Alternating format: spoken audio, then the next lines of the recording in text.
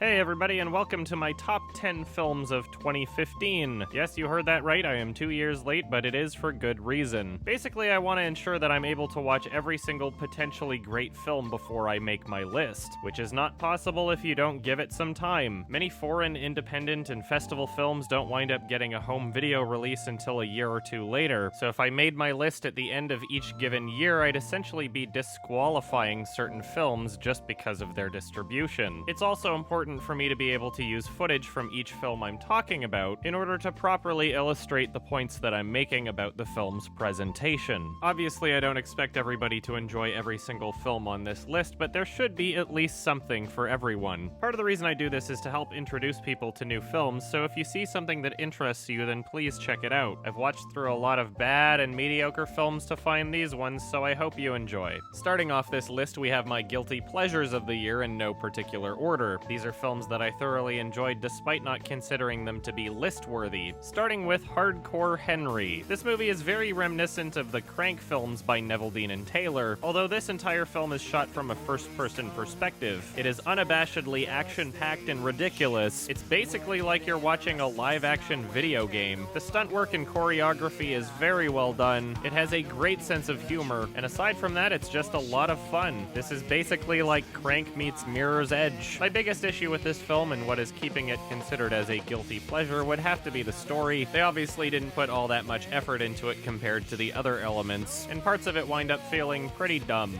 Still, I thought this movie was loads of fun, so if this looks interesting to you, then check it out.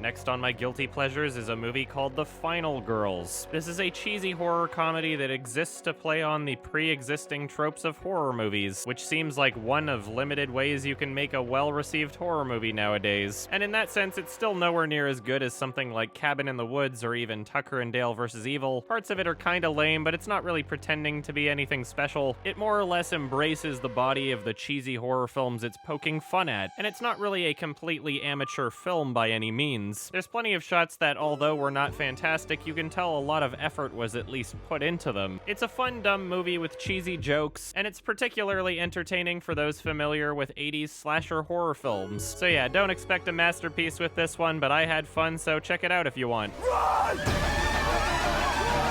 Guys, wait. Duncan! What are you doing? Duncan! It's okay. He won't hurt us. He would have killed me by now. Okay, I think it's because we're not actually part of the movie. He doesn't really know what to do with us. Isn't that right, Billy boy? Man, you are big and scary.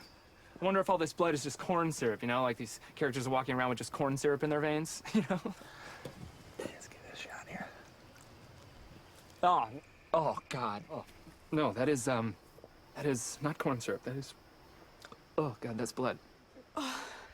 All the more reason for us to get the hell out of here. No, look, everything in this world is running exactly on schedule. Besides, to leave, we probably have to wait until the movie's over or something. Well, when is that gonna happen? Okay, look, movies like this end when the final girl kills the main bad guy and the credits roll. It's actually pretty sick. In this one, she kicks up the sword and she, like, kills him with his own machete and she's like, what?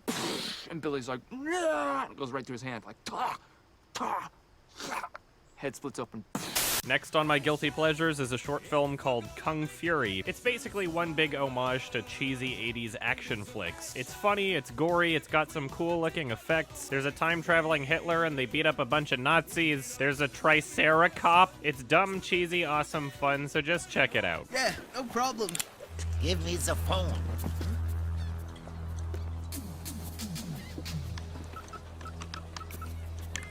What the hell is this? Chief McNichol speaking. Is this the police? Yeah, this is the police. Crack you!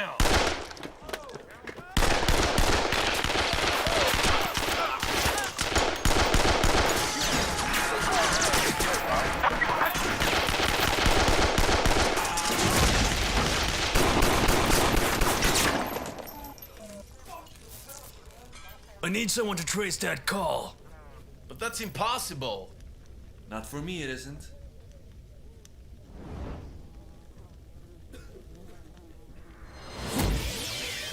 Hacker Man. He's the most powerful hacker of all time. And last on my guilty pleasures is Southbound, an anthology horror film from the producers of VHS. This will be the third time I'm recommending an anthology film with David Bruckner directing one of the segments. David Bruckner being the guy that directed the Amateur Night segment from VHS. Now, the segments in this film are nowhere near as good as that, but this is a very watchable and enjoyable horror film. I really enjoy the nightmare-esque qualities that this film has. It doesn't have the best acting, and there are parts that feel incredibly stupid, but it's an entertaining popcorn movie and it's fun to be along for the ride. Some parts are fairly disturbing and there's plenty of squeamish gore. Definitely not an amazing film, but it was a good watch for me, so if this is your kind of thing, then check it out.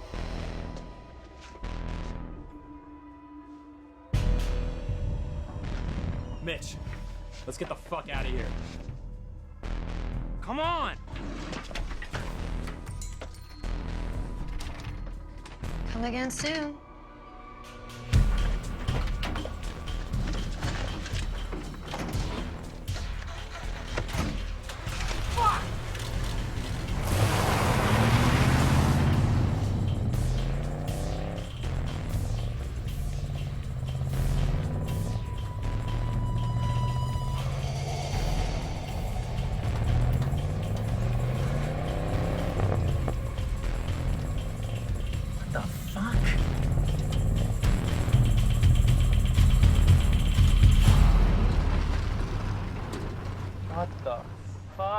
Alright, guilty pleasures are out of the way, so now for the actual list starting at number 35. And no, my title is not misleading because this video includes my top 10 films of 2015. If you really have something against seeing more than 10 recommendations, then skip ahead, I guess, but why would you do that? Anyway, at number 35, we have Only the Dead. This is a pretty intense documentary. The film is comprised of footage shot by Michael Ware, an Australian journalist who was covering the 2003 Iraq War. Much of this film is intense because of the absolutely stupid situations this guy puts himself into. At points, it seemed less like journalism and more like a character study about a man who needs his adrenaline fix. Still, the footage he wound up getting makes for a thrilling and unsettling documentary. Part of the reason why it's so low on this list is because of some presentation choices. Much of the first half of this film feels like it might as well be a cutscene in Call of Duty. The narration, the tone of his voice, the music choices, the editing, parts of this film made me confused as to whether or not he wanted me to be jerking off to it. Still, although that did hold it back from being a better film, it did not fail at being a great film. The presentation does get much better as the film goes on, and even the questionable choices near the beginning kind of serve as an addition to that character study element I was mentioning. It really does serve as a window into the motivations of the filmmaker himself. Anyway, check this one out if this looks interesting to you. Hey, dude, I'm telling you right now, this guy's shooting from point-blank range. No, no. Do you want to stay right there? I'll stay here. All right, cool. Let's go get him. One sergeant followed, and I went with them. You're covered. You're fucking covered. What am I doing? Hey, get over here. Get the fuck over here. Stay right there. You suppress him. 45.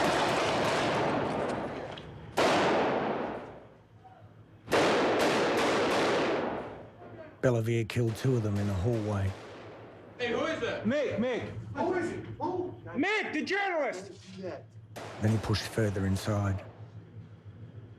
I lost him, blinded without night vision, and suddenly alone in a house full of death. And then it went quiet. No gunfire, no Sergeant Bell. Something was wrong. At number 34 is Knight of Cups by Terrence Malick. Now, for those of you unfamiliar with this director, he is absolutely masterful when it comes to visuals. The way the camera moves and floats around, the objects in the scenery that it decides to draw your eyes in on. It's an incredibly beautiful looking film, and Christian Bale's performance complements the film very well. Now, if you're looking for a more standard narrative feature, then this is probably not the film for you. The script is kind of written more like a poem than an actual narrative, and I could see that potentially leaving some viewers unsatisfied. I myself really enjoyed this sensory and mystical experience. The film presents itself as almost like a dream or out-of-body experience, and despite not having a standard traditional narrative structure, I never found it difficult to care about the characters in this film. Terrence Malick films are a little hit or miss nowadays, but I think this one worked very well. So if this looks like something you can get into, then check this one out. It comes to me now. How tenderly you touch my face.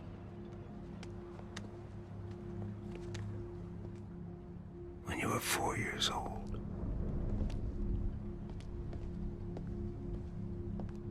And I'd bounce you on my knee.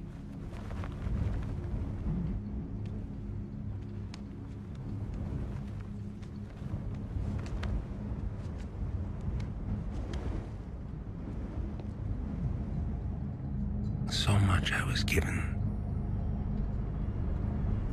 So much I left behind. You took care of our family through all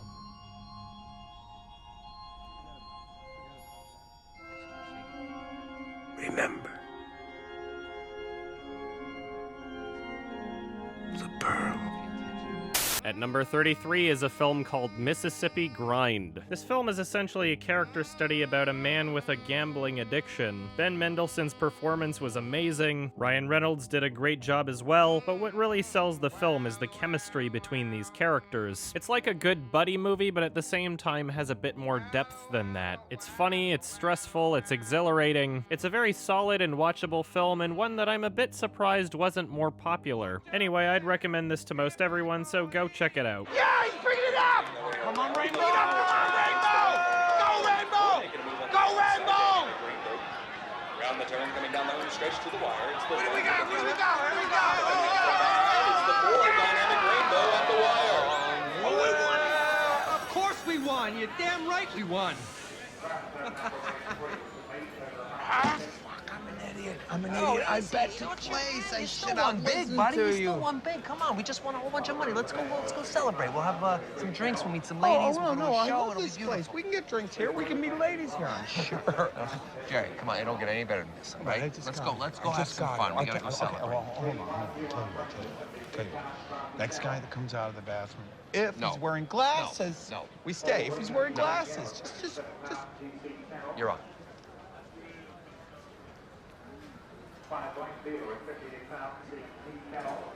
Yes! At number 32, we have It Follows. Now, I know that there are going to be a few people that think that this should have been on the guilty pleasures list, and I will admit this film definitely has its flaws, but it makes up for those flaws so much by what it does well. The atmosphere, the soundtrack, the cinematography, those are all incredibly well done. Even the performances are much better than what you'd find in most other horror movies. And considering how much of a genre homage this film is, I am willing to look past the flaws a bit more than if it weren't. This film is very intense and disturbing, and the concept alone is able to encourage some very effective psychological elements. This is what I'd consider to be one of the better horror films from the last decade, although keep in mind that horror is a genre where there's not even one good movie per year. Regardless, I very much enjoyed this film despite its flaws, so if you're looking for a good scare, I'd suggest checking this one out.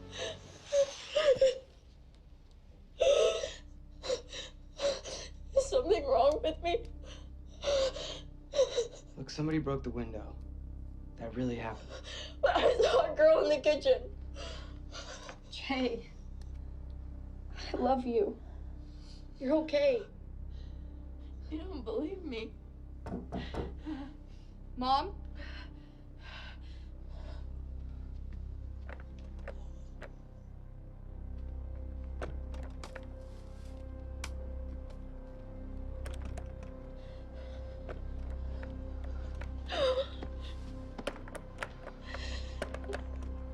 Mom, is that you? No, it's me. Yara? Yeah. Don't open the door! See? Everything's okay.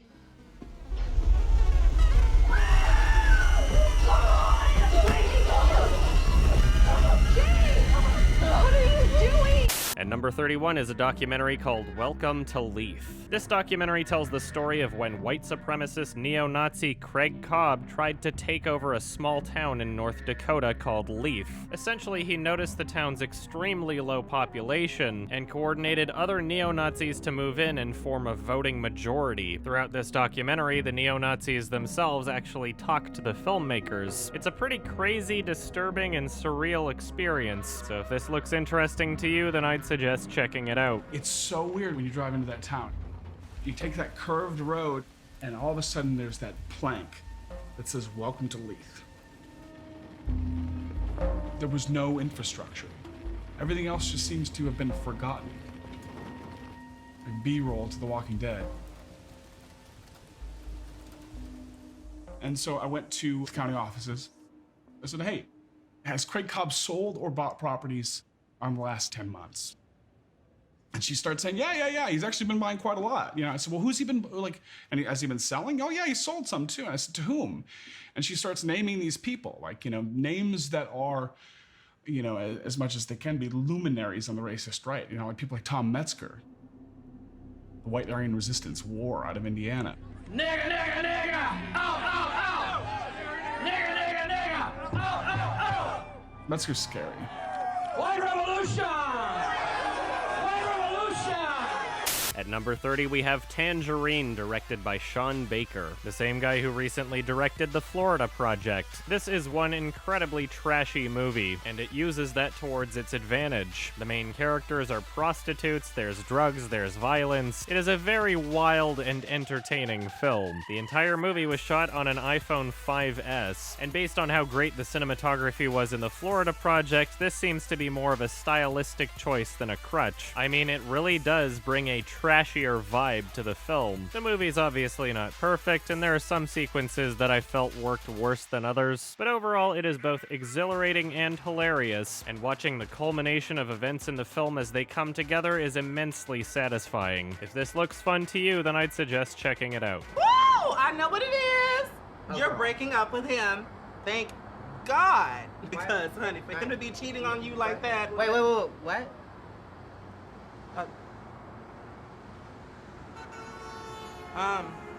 You didn't know?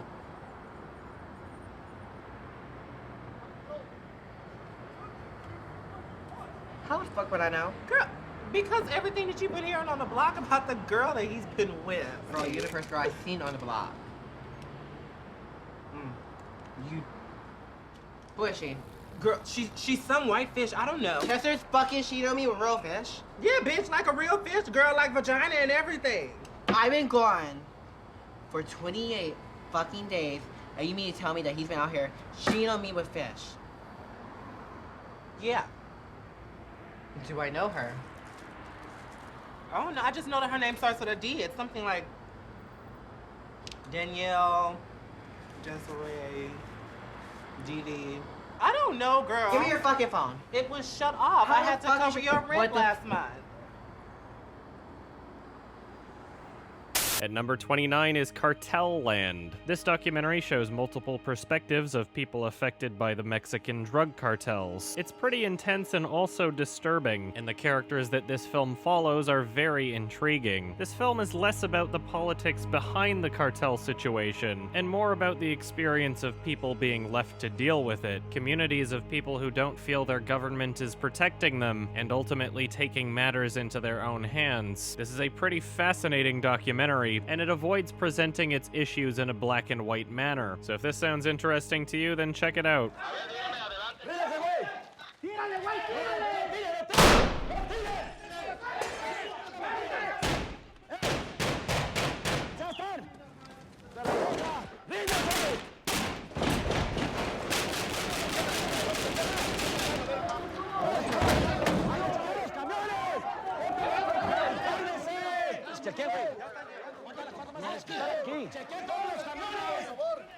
¿Dónde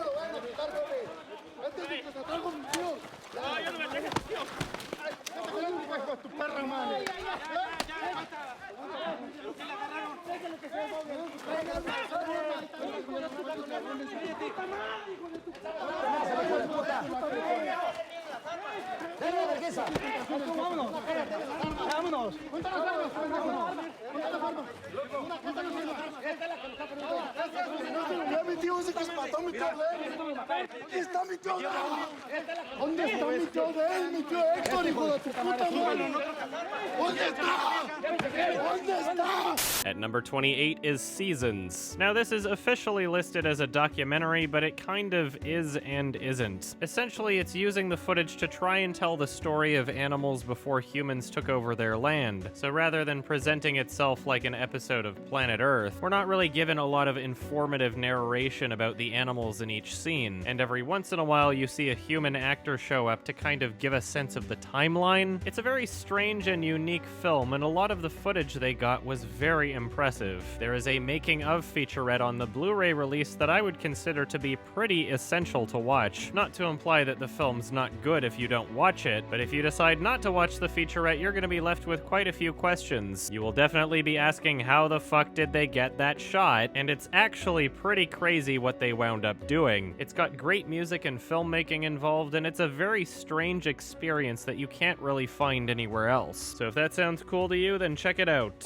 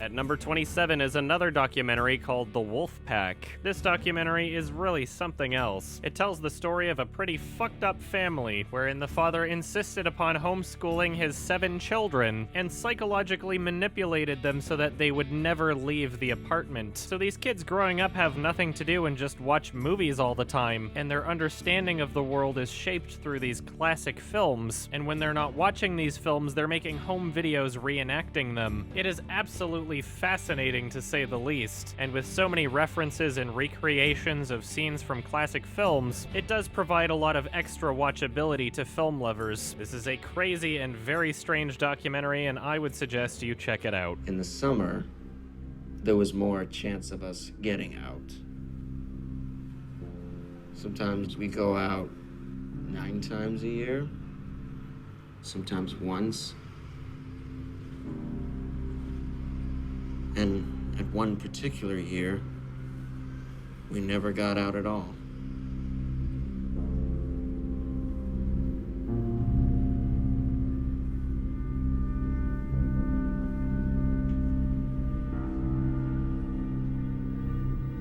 I always, metaphorically described our childhood as, him being the, landowner and us the people who work on the land. But if you want a more dramatic setting, we were in a prison. Yeah. And at night, our cells would lock up. Even in the morning. You say so.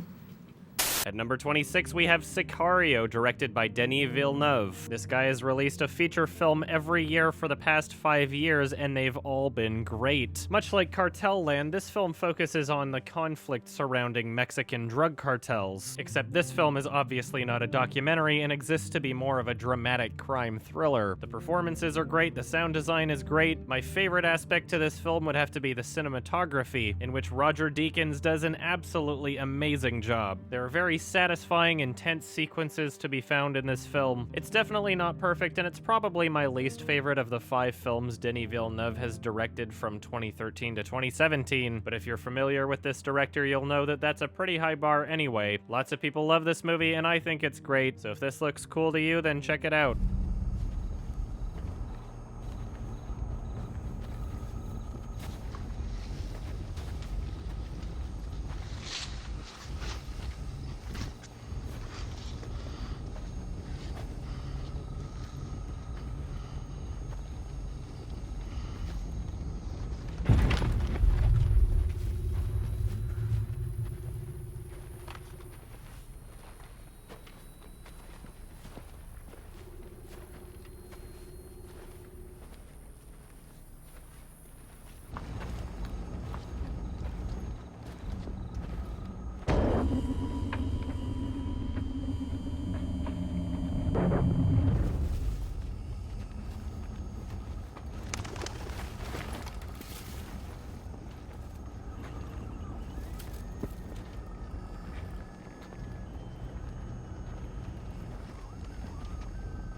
At number 25 is Going Clear, Scientology and the Prison of Belief. This is directed by notable documentary filmmaker Alex Gibney, and it's pretty much a big damning expose of Scientology, and there is a lot of juicy material in here. The origins of the religion and its tax-exempt status, the intimidation tactics that the members encourage, the involvements of celebrity figures like John Travolta and Tom Cruise. This documentary pretty much just has it covered. It's intriguing, it's fascinating, it's disturbing. Overall, it's a good watch and one that you should probably check out. Many of their stories are corroborated in sworn court testimony by up to a dozen other people. Are they all lying? They sat in a room. They figured out what they were going to say. My position as the spokesperson was to evade the question or sleaze around some way or give what was an acceptable answer or something that I believed at the time. Please welcome Mr. Mike Render.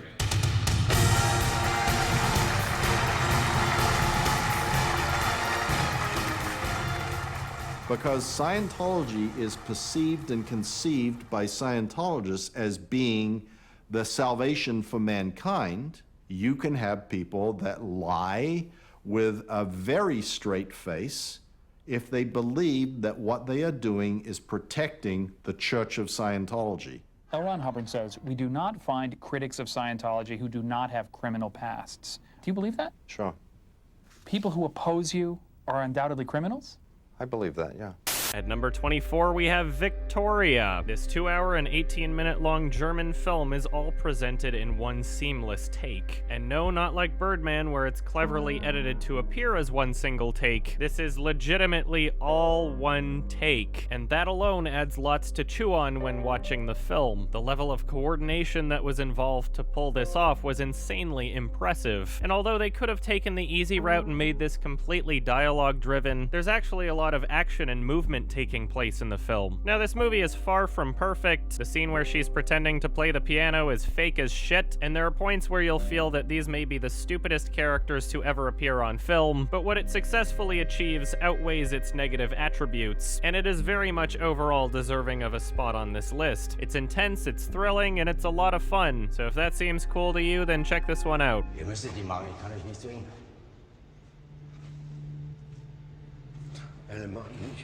Machen wir nicht. Hey, Boxer. Im Knast hast du unter meinem Schutz gestanden. Du schuldest mir was. 10 Riesen. Und die will ich haben. Ich besorge dir das Geld. Mhm. Du hattest nicht mal Geld für deine Zigaretten und jetzt willst du 10 Riesen auftreiben? Gib mir eine Woche, okay? Eine Woche, ja. Meinetwegen. Also, solange du das Geld auftreibst, solange behalte ich die Bitch. Hey, stopp!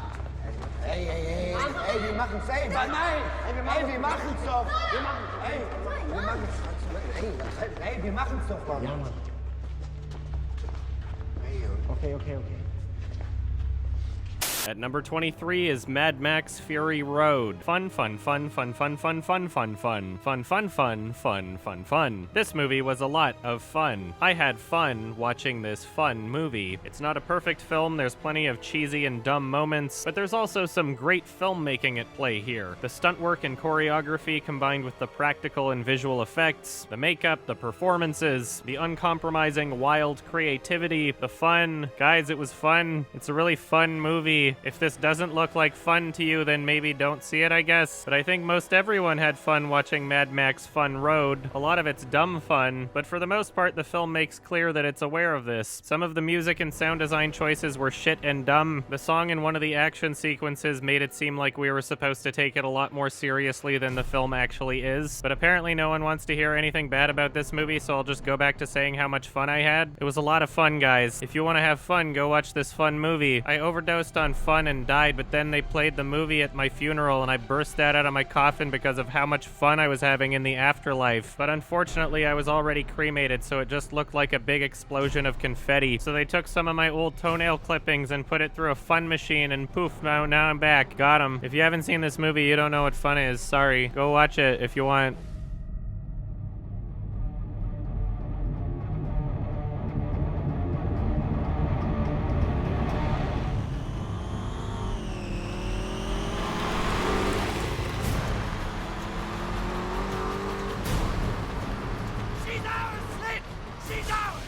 First, we get the buzzards off her back!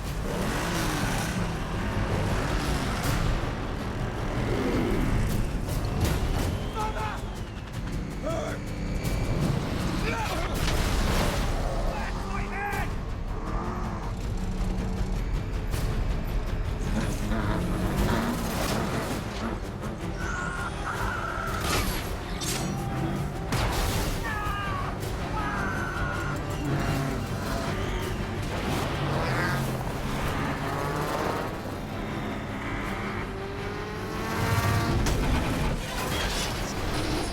At number 22 is The Survivalist. This is a low-budget debut feature film from British director Stephen Fingleton. The main character in this film is fun and interesting to watch. It feels like a really genuine portrayal of someone focused on survival in an end-of-the-world scenario. You get the sense that he's constantly untrusting of others, and that he understands that that's a necessary component to survival, as opposed to most end-of-the-world films where all of the conflict is caused by somebody just being an idiot. Any perceived mistakes that a character makes in this film are all consistent with their goals and motivations, as opposed to every source of conflict feeling like a plot device. It's intense, it's suspenseful, it's disturbing. It's a really good watch overall, so if this looks good to you, then check it out.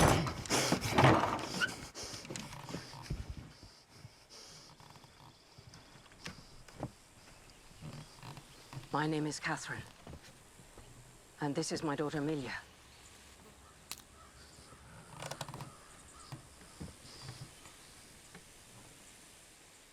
Would you be able to spare some of your crop?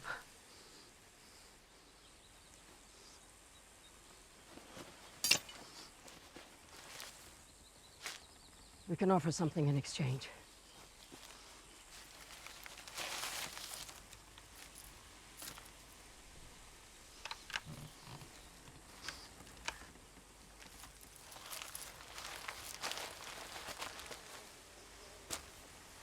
The real treasure, then. We have legumes, brassicas, strong varieties. At number 21 is a short film called World of Tomorrow by Don Hertzfeldt. Many of you may know this director and animator from It's Such a Beautiful Day and Rejected. Although I found It's Such a Beautiful Day to be incredibly pretentious and give off a sense of self-importance that the film itself wasn't able to live up to, I do really love Don Hertzfeldt's presentation and style, and that Rejected cartoon is pretty hilarious. World of Tomorrow is both hilarious and purposeful, with the animation being the most interesting I've seen from him. It's such a perfect mix of strange, morbid, dystopian, and cute. It's incredibly creative and surprisingly thoughtful. It almost has subtle vibes of Black Mirror and David Firth, but at the same time, it's incredibly unique. This film is on Netflix in the US last time I checked, but it's also available on Blu-ray through the Bitter Films website, included with Don Hertzfeldt's other films. Anyway, I thought this was great, so check it out. Our view screens allow us to witness any event in history by reordering the light impressions recorded upon the subatomic particles that are in constant chaos all around us. It is how I am watching you now, Emily. It is how we watch everything in your time. Our more recent history is often just comprised of images of other people watching view screens. Do you like my cars? How I'm contacting you today, though, Emily, is through experimental time travel. Time travel, for physical beings, is a much more difficult process than sending a message. If the position of the orbiting Earth at your destination date is not accurately calculated, a person could be sent off the planet. Many of our brave test clones are also still regularly crushed beneath the ground, or accidentally deposited hundreds of thousands of years into the past. Time travel is very often unpredictable, and still extremely dangerous. Emily, I shall now use time travel to bring you to my current location in time. What? At number 20 is 45 Years by Andrew Haig. This is the same director as Weekend, which was on my 2011 list, and more recently Lean on Pete, which I thought was great. 45 Years tells the story of an older couple before their 45th wedding anniversary, but close to the beginning of the film they receive information that winds up changing how they view each other. The film presents their relationship in a very endearing and realistic way, which is also really helped by their great performances. Many of the scenes feature long, single-shot takes, and this gives the actors the freedom to pace their own emotions in the scene. Rather than chopping it up and having them retrace where their emotions are supposed to be, instead they're able to more fluidly experience the emotions of the character, which is shown incredibly well during the film's most pivotal scenes. This is a somewhat slow and in many ways simple film, but it is layered with depth, purpose, and care, with what I'd consider to be one of my favorite endings of this year. I really enjoyed this one, so if this looks interesting to you, then check it out. Jeff? What are you doing? Jeff?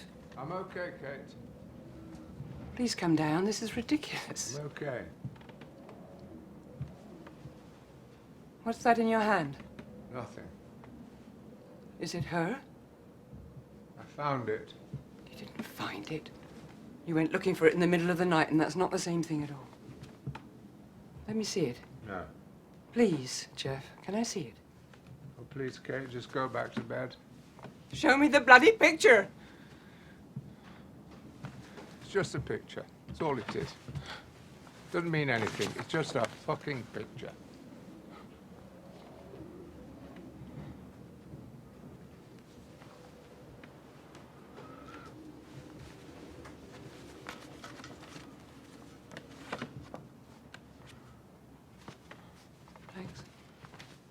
At number 19 is What We Do in the Shadows, a comedy vampire mockumentary directed by Jermaine Clement and Taika Waititi. Needless to say, the humor has a Flight of the Conchords vibe at times. Although primarily a comedy, there are definitely some horror elements as well. Some parts are incredibly gory and disturbing, but never in a way where it prevents it from still being funny. There's plenty of great gags and outrageous moments, and the mockumentary style really helps bring out a lot of the awkward humor. It's a hilarious movie that's great to watch with friends, and apparently there's a sequel in the works called We're Wolves. Get it? Anyway, I think this movie's awesome, so go check it out. And just at the point of death, this creature forced me to suck its foul blood.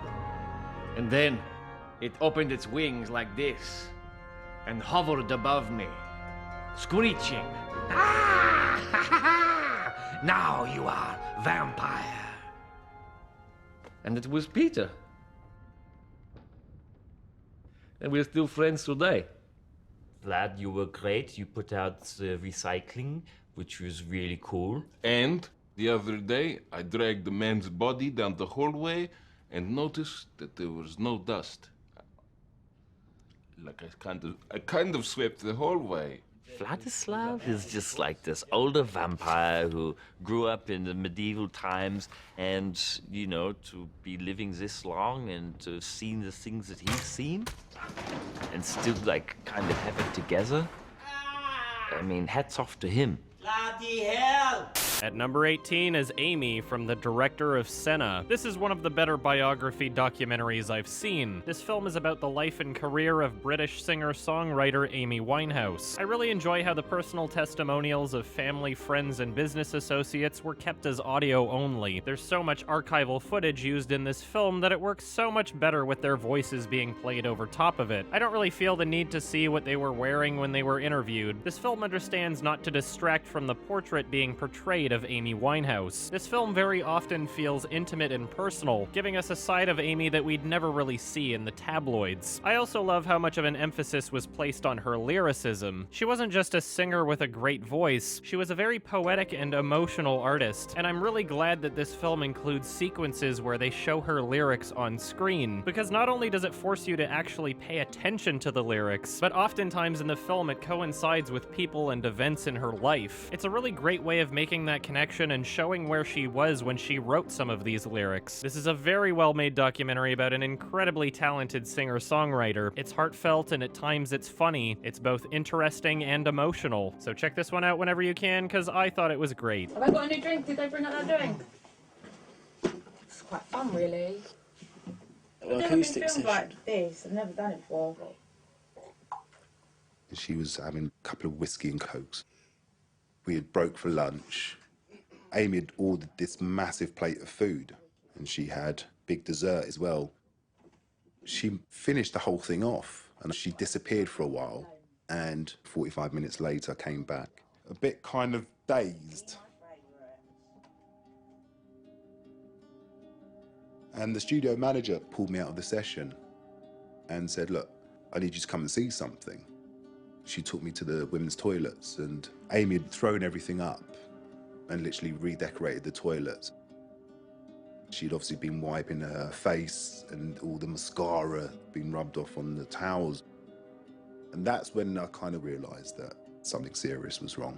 At number 17 is The Measure of a Man. This French drama follows a man searching for work after he lost his job. Vincent Lindon won Best Actor at Cannes Film Festival, and watching this film, it's not difficult to understand why. The subtle frustrations that he expresses as this character are so incredibly piercing. All of the characters and conversations are presented in an incredibly realistic way. Conceptually, this film doesn't really seem like it should be anything special, but watching this film play out and how incredibly grounded and relatable his struggles are, it's apparent that this film doesn't need to be grandiose and large scale. Instead, it holds a magnifying glass to struggles that are not uncommon, and we experience these sad and awkward and depressing situations from an outside perspective. My biggest complaint with this film would probably be that it's oddly paced. Both times I watched the film, I felt as though it easily could have gone on longer, but obviously with it being on this list, it didn't detract too much from the experience. This is a very simple but realistic and well-acted film, so if this looks interesting to you, then check it out. Si on n'a pas travaillé au sol sur un chantier, on peut pas être pris là-haut à la grue.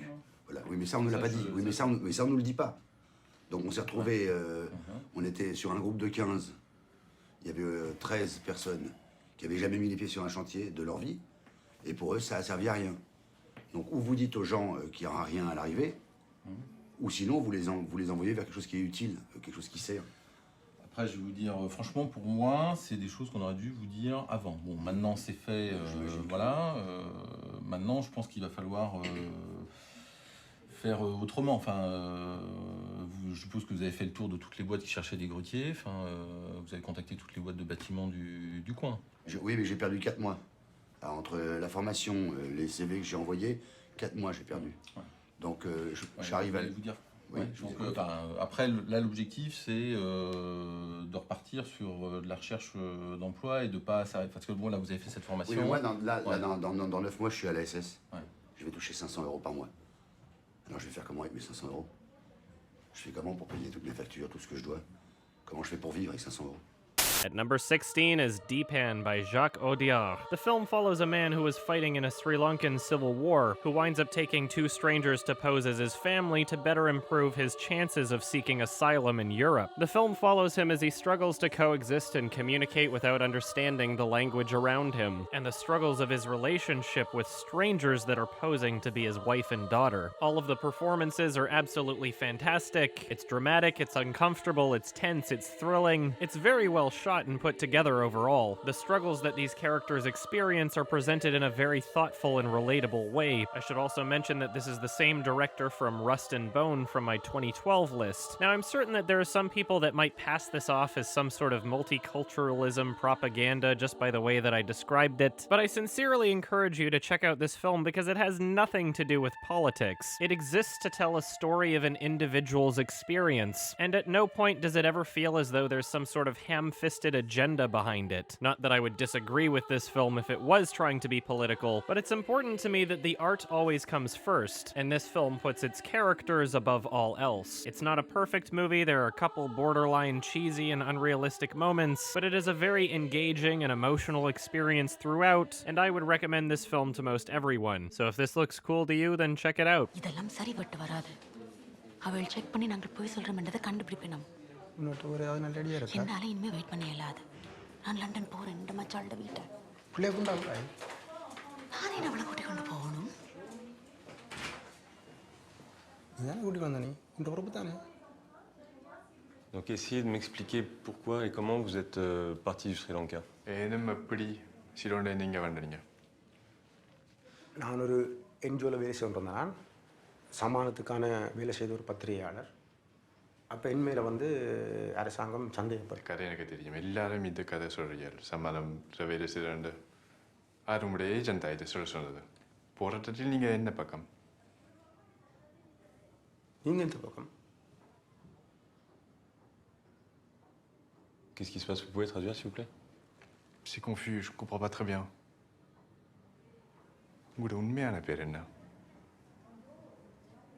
At number 15 is an Icelandic film called Rams. The film follows two sheep farming brothers who are at odds with each other and haven't spoken in over 40 years. The film is both drama and comedy, but the comedic aspects are a lot more subtle. There are scenes that are hilarious, but they're not without some sort of emotional baggage attached to it. I don't want to say too much about this movie because even information revealed at the beginning of the film should be revealed by the film itself. All you really need to know is that it's well shot and well acted. It tells a very unique story and provides an experience that I haven't gotten from another film. It's very genuine and heartfelt, yet at the same time odd and ridiculous. It's a very well-made film and I'm glad to have watched it, so if this looks good to you, then check it out.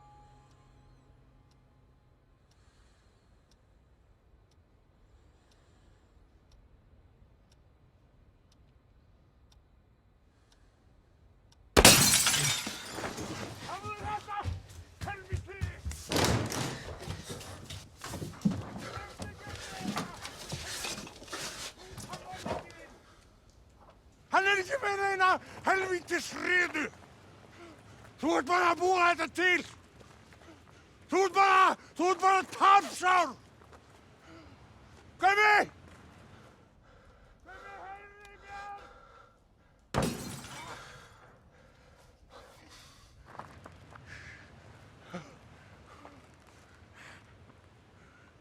At number 14 is Best of Enemies, Buckley versus Vidal. This documentary follows the televised political debates between Gore Vidal and William F. Buckley in 1968. It explains how this led to the rise in popularity of ABC News and inspired many other political debate shows on other networks. This film serves as a fascinating portrayal of not just the two individuals participating in the debates, but the social and political climate that wound up influencing them. It is massively entertaining to watch these raw conflicts of both policy and lifestyle. This paints a portrait of an environment where a true battle of ideas was able to take place. The film explores into both of their characters, whilst remaining fairly neutral in its presentation. And this film is not so much about the ideas they're discussing, but more so about the dynamic between these two individuals, how the debates themselves wound up turning into a kind of vindictive competition. This film is incredibly interesting and very entertaining, so I'd recommend you check this one out. You suggested the atom bombing of the north of Vietnam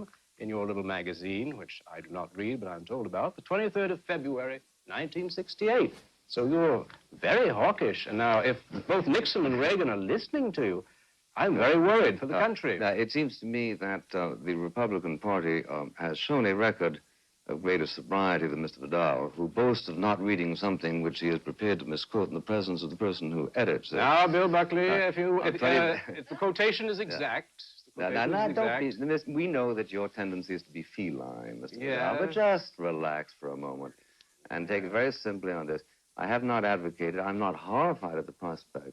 Bill, I just quoted when you said these things and where. Now, are you saying you didn't say I them? am saying that I didn't say Oh, you've taken them back. that your misquotation... Tune in this time tomorrow night, and we will have further evidence of Bill Buckley, cold warrior turned hot. That's right, and about the human greed of everybody in the world except yourself. At number 13 is a mini-series called The Jinx, The Life and Deaths of Robert Durst. Now, this is the very first mini-series I've included on any of my lists, and although at this point I don't necessarily hunt them down with the same obsessiveness I do for feature films, and I should mention I also don't hunt down short films in that way, I feel like television miniseries should be eligible for this sort of list, because many of them are essentially just long, segmented films. Even though it has an episodic format, it still has a clear beginning and end going into it. So whereas I wouldn't include a single season of a TV show that only exists to keep going indefinitely, I don't see the harm in including something like this that is essentially just a long episodic film. This documentary is incredibly gripping and disturbing. The film follows Robert Durst, a wealthy man who mysteriously keeps finding himself connected to various murders. It's best to go into this documentary kind of blind, so try not to look up anything on Wikipedia. The more information that gets revealed, the more gripping this show becomes, and the ending is pretty much one of the best ways it possibly could have ended. This is an awesome miniseries, and I encourage all of you to check it out. We get this tip that a Bob Durst has been arrested in Galveston, and he's murdered his neighbor or something. And it was like, holy shit, can this be our Bob Durst? The fact that Morris Black had been murdered in Galveston was not something that would have garnered any attention at our end. It was only when they made the connection to Robert Durst. You find out that he belongs to one of the richest families in New York City, but that's not strange enough. The guy is also suspected in his wife's disappearance in New York. Robert Durst first made headlines after he reported his wife missing in 1982, and to this day, the case remains unsolved. The family of Kathleen Durst from the beginning had said they believed Robert Durst was responsible. He had always maintained his innocence. At number 12 is Youth by Paolo Sorrentino. This is an incredibly well-acted and well-shot film. The film follows a retired orchestra conductor played by Michael Caine who is on vacation. The dynamic between him and his best friend played by Harvey Keitel is very endearing and fun to watch. The film is very comedic, but at the same time also kind of dramatically mystical. It's a little difficult to describe, but that's just a part of it feeling so unique. The film comments on age and purpose, but it also doesn't take itself too seriously. Parts of the film are presented in a non-literal and dreamlike kind of way, but at no point does this film feel unnecessarily cryptic or plotless. It's more like stylistic icing on the cake. Anyway, I really enjoyed this film, so if this looks good to you, then check it out. That guy who levitates is out here. I have been coming here for years. He has never levitated. So, where did you decide to go? We're going to Polynesia for 2 weeks. Julian went overboard as usual. Good. Well, you're going to be glad to have the room to yourself now. I've just been in your way. Not at all. You kept me company. Mick is working. I get bored. Well, you're not going to be bored for a minute because I have arranged the full service for you. You're going to have a massage, a sauna, checkups with the doctor every single day to help you get back in shape. At my age, getting in shape is merely a waste of time. And I will get even more bored. Really are a victim of your own apathy, Daddy. Why don't you go to Venice one of these days? You could bring flowers to Mummy. At number 11 is Chronic by Michel Franco. This movie is kind of devastating to watch. In this film, Tim Roth plays a home care nurse who looks after elderly, terminally ill patients. The film won Best Screenplay at Cannes Film Festival. The performance by Tim Roth is fantastic. It's a very sad movie, but it is far from sappy. It's very grounded and genuine, and it's the type of movie that really stays with you after you watch it. It's kind of depressing at points, and it might make you uncomfortable. It's a movie that makes you really feel for the characters, and let's just say that the characters don't really always have a great time. This is a very well-written, well-acted, and well-presented film, so I'd suggest checking this one out. I was surprised to see you. Really? Why? Do you always go to your patients' funerals? Sometimes, yes. They told me you got along. She really liked you.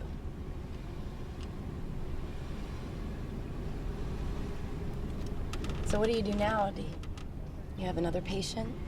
Not yet, no. This is me, just you. Look, do you want to get some breakfast or something? Just talk a little bit more. I should go. I just want to ask you a couple of questions about my aunt. I'm sorry.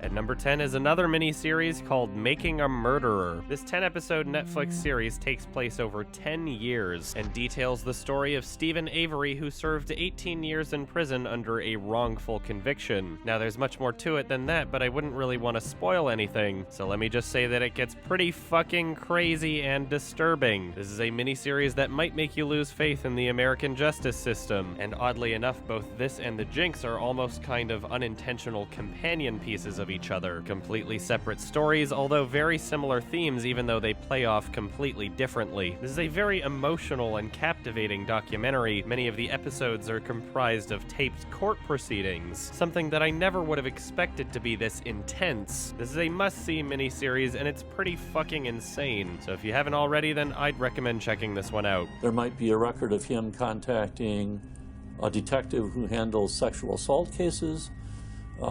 There might be some record of it. But if you thought any of those things, you'd be wrong, because there isn't any record in 1995, 1996, 1997, 1998, 1999, 2000, 2001, 2002, 2003. Now, 2003 is a year that has meaning because that's when Stephen Avery got out. And the day he got out, or the day after, that's when Colburn decides to contact his superior officer named Link. And Link tells him to write a report. And they then go have contact with the sheriff. Now, let's just stop and think about that for a minute. Why does that happen? Why does it happen then when it didn't happen 8 years earlier? I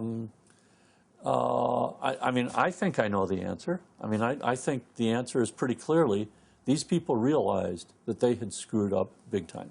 At number 9 is Krisha by Trey Edward Schultz. This is the debut feature from the director of It Comes at Night. Now, unlike It Comes at Night, this film wasn't very polarizing at all. It's an insanely impressive debut feature. It was somehow made for only $30,000, and it still manages to be incredibly well shot. The music in this film is fantastic. The editing and presentation is super stylized and really upbeat. It's a crazy fun movie to watch, but at the same time also kind of sad and disturbing. It's a very unique and oftentimes chaotic experience. This film manages to turn something as simple and innocent as a family gathering into a crazy, awkward, and turbulent nightmare. It is a very strange film that thrives on its presentation. It's a lot of fun, and you should all check it out. You are an abandoneer. That's what you are. And I'm sorry that there is a certain harshness, but this is the reality of the situation. And if you think you can just pop in and pop out of people's lives like this, you are malinformed. You are malinformed. I have stayed away while I was healing myself. And you are not going to change that.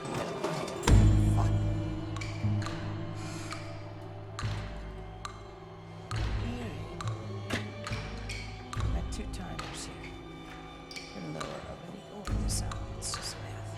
It's like knitting sponge. See? Up and drag.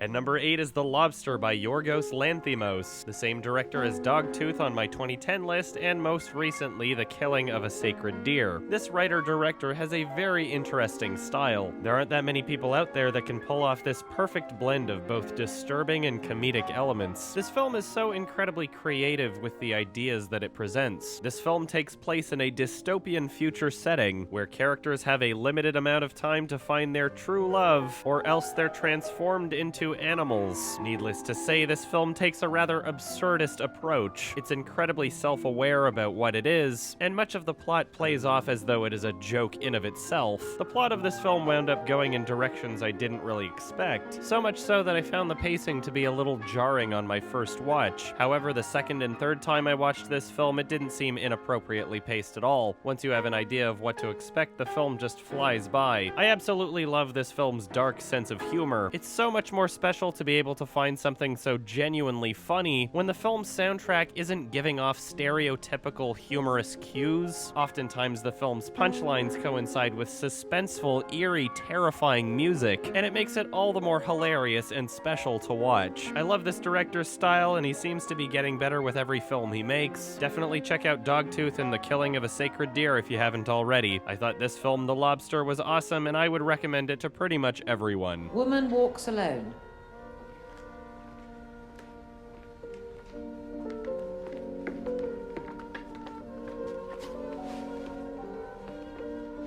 Help! Help! Help! This is not necessary, please. It was an accident. I just got carried away. This is not necessary. Please, place your hand in the This could be a toaster. warning. But I've been good otherwise.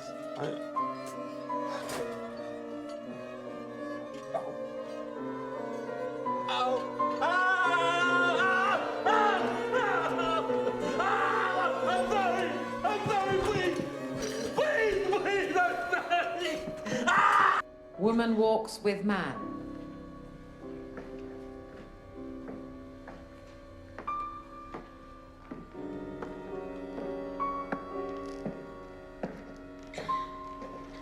At number 7 is The Hateful Eight. I was incredibly tempted to have this at the number 8 spot in my list, but oh well. This is my favorite Quentin Tarantino film in quite some time. As with most Tarantino films, the dialogue in this movie is incredibly well written. There are very few writers who can create so much tension with just dialogue between characters, and this film serves as a fine example of just how much Quentin Tarantino excels at exactly that. All of the film's characters are so incredibly distinct and watchable. Jennifer Jason Leigh gives one of her best performances ever. Every ounce of this movie just gives so much. It's so incredibly playful in its presentation, but at the same time very captivating and intense. The film serves as a lovely kind of mystery whodunit story, and even after seeing the film once and knowing what happens, it is no less entertaining on the second watch. Every character in this film just feels so full and pronounced. It's a film that has a lot to offer, and I had an absolute blast watching it. So if you haven't seen this one already, I'd encourage you to check it out.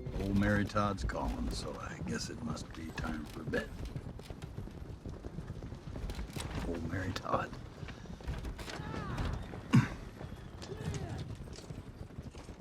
Well, that gets me. Yeah, it gets me too. You know what this is, tramp? It's a letter from Lincoln. Letter from Lincoln to him. They shared a correspondence during the war. They was pen pals, and this is just one of the letters.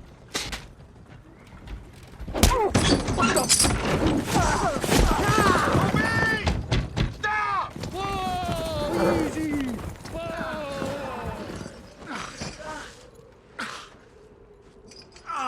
Oh, that's stupid! Rip my goddamn arm off! At number 6 is The Look of Silence from Joshua Oppenheimer. This documentary is a companion piece to The Act of Killing on my 2013 list. Although don't let that trick you into thinking it's not still a standalone film. They're both great films independently of each other, and it doesn't really matter what order you watch them in if you decide to watch both of them. The Look of Silence covers the same Indonesian genocide from The Act of Killing, but rather than focusing on the killers themselves, this documentary focuses on individuals whose family members were killed. It offers a very different perspective and experience from The Act of Killing, although it is equally as astonishing and disturbing. It's an incredibly unsettling documentary from both learning about the events that took place and seeing how some currently react when confronted about these atrocities. This is a must-see documentary, so definitely check out this and The Act of Killing. The Act of Killing is probably my favorite of the two, but both are undeniably fantastic. So if this looks good to you, then check it out. Jadi itu tadi kenapa aku menyembunyikan, ya katakanlah menyembunyikan identitas diriku. Karena itu tadi, para pembunuh-pembunuh itu masih berkuasa dan masih menganggap dirinya pahlawan.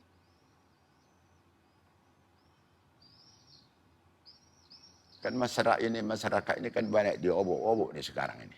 Yang berbahaya bukan PK yang terdaftar. Yang berbahaya cuma tidak terdaftar. Apakah mungkin yang tidak terdaftar ini yang bikin program ini? Kemungkinan kan?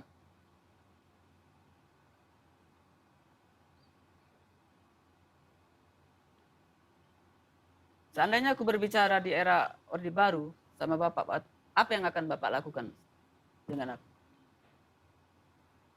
Kita nggak bisa bayangkan apa yang terjadi kan. Kalau di dalam Orde Baru itu, lagi suasana palas apa semuanya.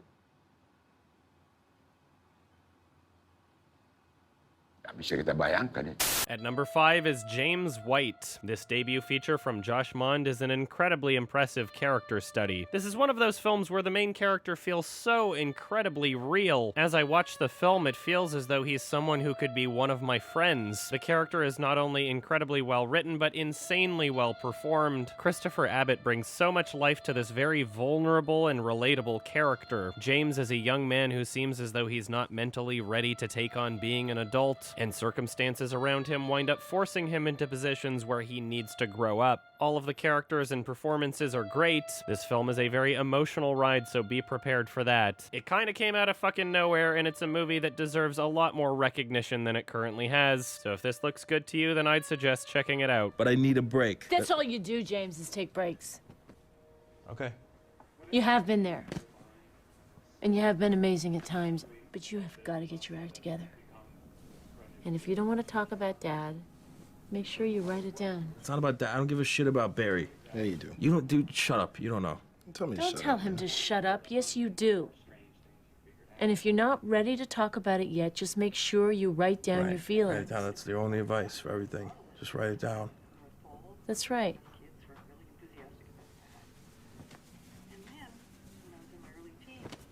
Look, Nick is down in Mexico. I am going to go visit him. I am not going to drink. I am not going to smoke. I'm going to write, and I'm going to meditate, and I'm going to eat healthy, and I'm going to swim, and I'm going to work out, and I'm going to write about all these feelings that are welled up inside of me. And when I get back, I will get a place and a job. I'm going to call Ben today, and I'm going to set up an appointment. But I need to go away. And when I come back, I will be ready for life. At number 4 is Son of Saul. This is yet another very depressing film, but it is very well made. This film takes place during the Holocaust and follows a character who is essentially being forced to burn the corpses of his own people. What really makes this film stand out is its presentation and style. The film is comprised of several long takes that are almost always focused close up to the main character's face, and this creates an incredibly claustrophobic feeling to the entire movie. Not only that, but when so much action is taking place out of focus in the background, Southbound, it makes you feel as though it's actually happening in the universe. Instead of cutting together quick shots to focus on individual incidents of action, it's as though the action is taking place incidentally to the filmmaking itself. Instead of feeling as though these things are being choreographed and set up for the shot itself, it feels as though it's actually happening. It's a very inventive and creative way of filming an entire movie, and the result of this is a one-of-a-kind experience. It's a big risk that wound up paying off and achieving a very uncomfortable feeling for the movie, and for what they were going for, that is a good thing. It's not so often where you'll find such creative and purposeful uses of things like depth of field, and it's incredibly refreshing to see filmmakers using the medium of film to their best advantage. There are many Holocaust movies that feel cliched, unspecial, and uninspired, but this is one that undeniably stands out, and I highly encourage you to check it out.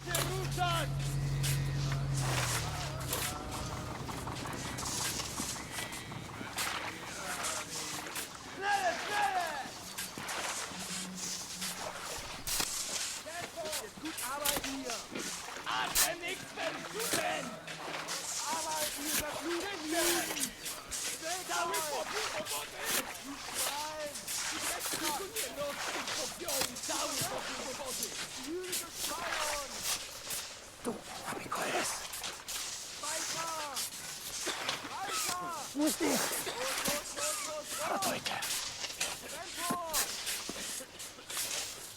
Hast du ihn?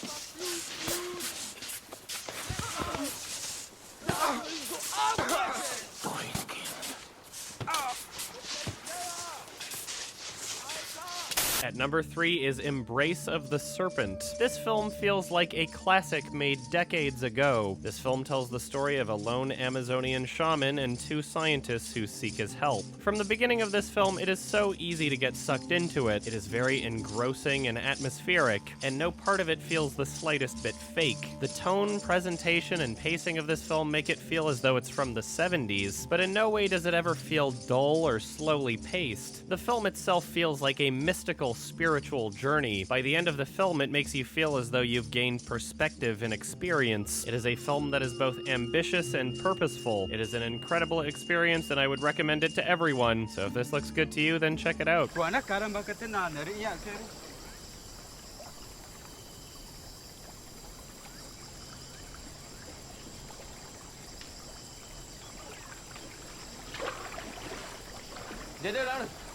Mandu kanicha. Ribu kudinane ya ipata komeyebuan chong bara ni chanyata. Yo para de mayo. Mo pa ui ba gaure.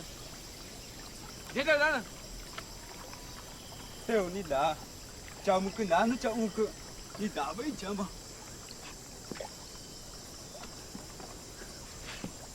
Yo ku gu manar ung ta tau manar ung ega.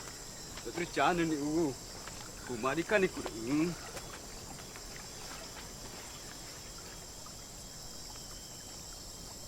Jimu pa mau. Ina kate paga mau ni. Tanya iri kori chou ni. Na chibar nor inu na inu ke. Aunde jako. Aunde jako. At number 2 is The Revenant by Alejandro González Iñárritu. The cinematography in this film is absolutely mind-blowing. There's just so much careful planning and coordination that went into shooting this film, made even more impressive by the locations they shot in. Using natural lighting outdoors means that keeping visual consistency is a lot more difficult, and yet the movie still manages to look phenomenal. All of the performances are fantastic, especially Tom Hardy and Leo DiCaprio. The sound design and the film score are both incredibly well done and atmospheric. There are a couple nitpicky things about this movie that prevent it from being perfect, some that I have to assume are more to do with the original folklore it's based off of, but overall what they managed to achieve with this film was pretty amazing. The film has a runtime of 156 minutes, but it never once feels slow or boring. It is both an intense and very brutal film. The way that violence is shown in this film, it's apparent that they didn't attempt to sugarcoat anything. It's a very raw and uncompromising movie that thrives on its execution. This is an incredibly well presented and very impressive movie, so I'd recommend checking it out.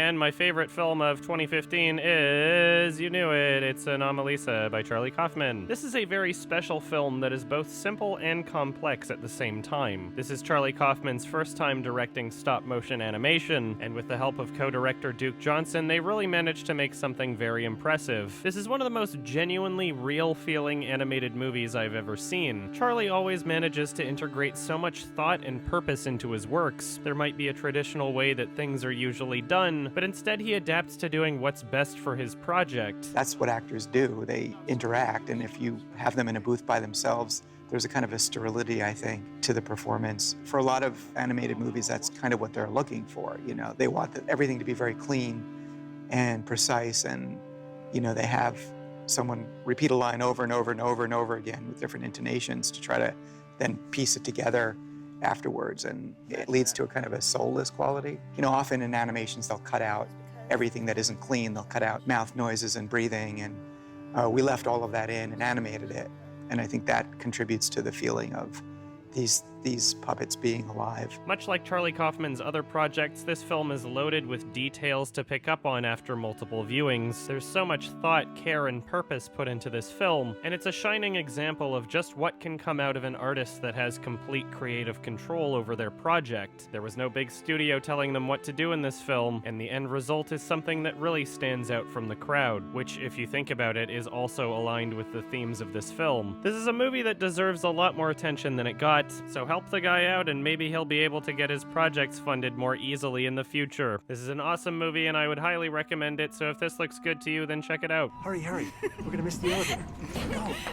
Go. Emily, stop it! What floor are we anyway? Sad. Are you sure? I think... No! Oh. I want to press it. Darn it! Sorry, my hand just jumped.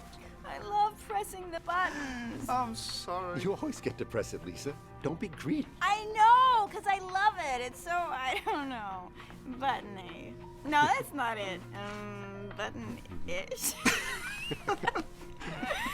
Is it stupid to like to press buttons? Shut up, Lisa! Pressing buttons is good, clean fun. Exactly, that's exactly right, CM. Oh, it was nice getting to meet you, ladies. Oh, it was an honor spending time with you. Thank you for all those mojitos. My pleasure. Yes, thank you kindly. Mojitos. Mojitos. What a funny word. You're welcome.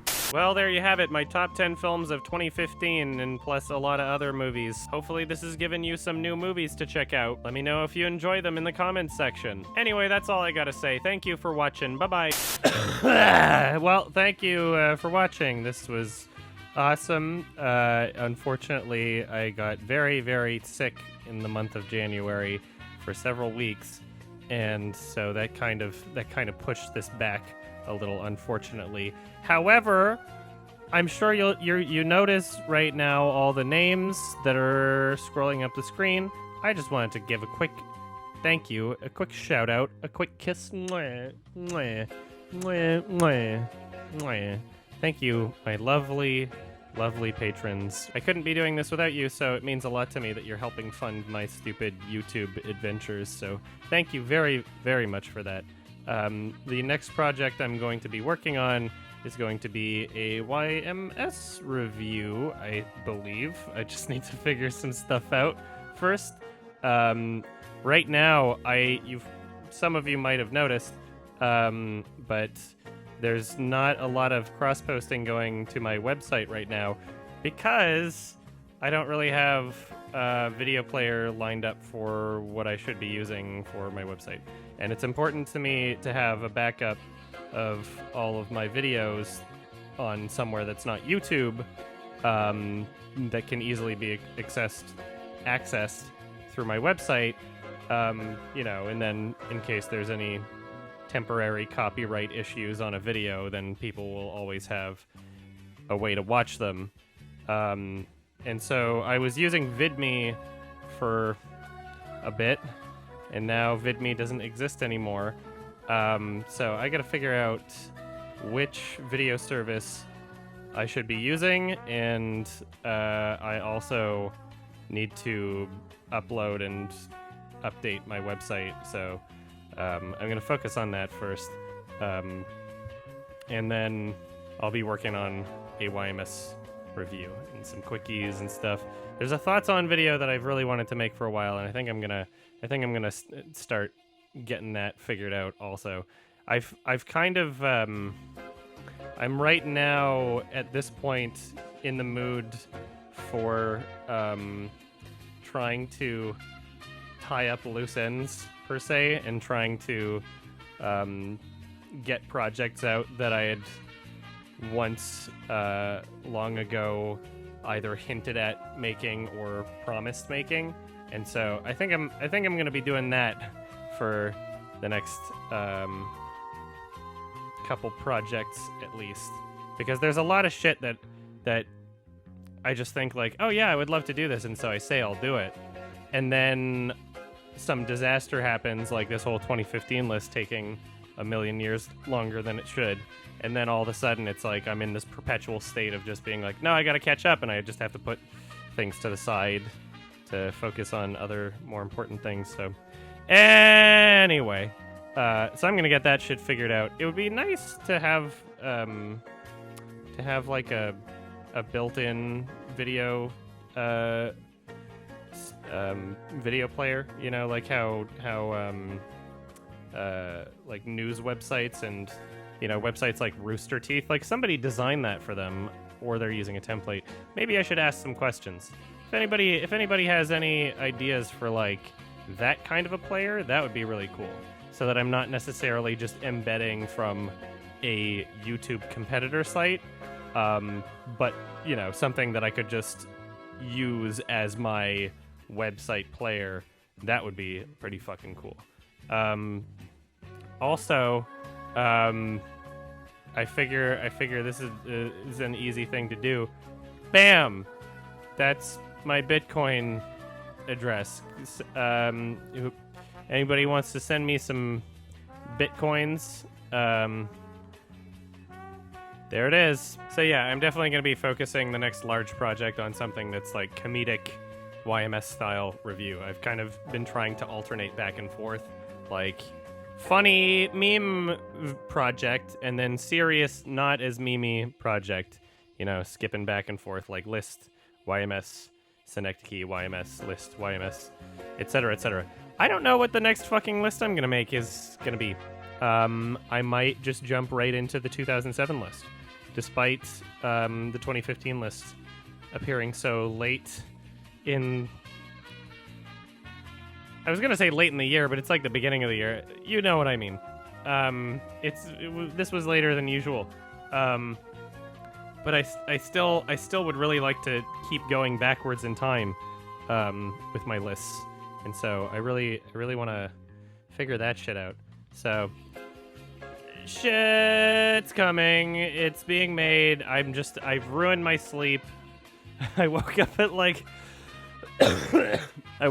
4 p.m. Yeah, but I'm not as sick anymore, and I'm recovering, and shit's gonna start getting better. It was such a disaster. You have no idea. I was coughing so much that I like pulled a muscle, like right here, and then I like threw out my back, like right in my shoulder, right there, and so like every time I was coughing, it was like, I'd like have to stop myself from doing it just because I was in so much pain. But I feel a lot better right now. Holy crap. I'm going to be uploading the editing process to the Plays Through channel, which I've done quite a few times for larger projects. And that entire fucking video is just going to be me coughing, honestly. So, anyway, sorry about this one getting out so late. More shit to come. I love you guys. Thank you for your support. Thank you for helping me do this.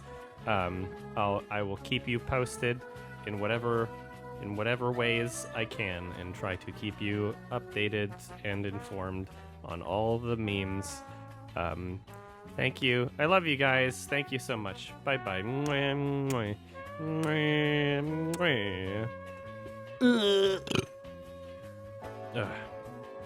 I love you. Bye. Thanks.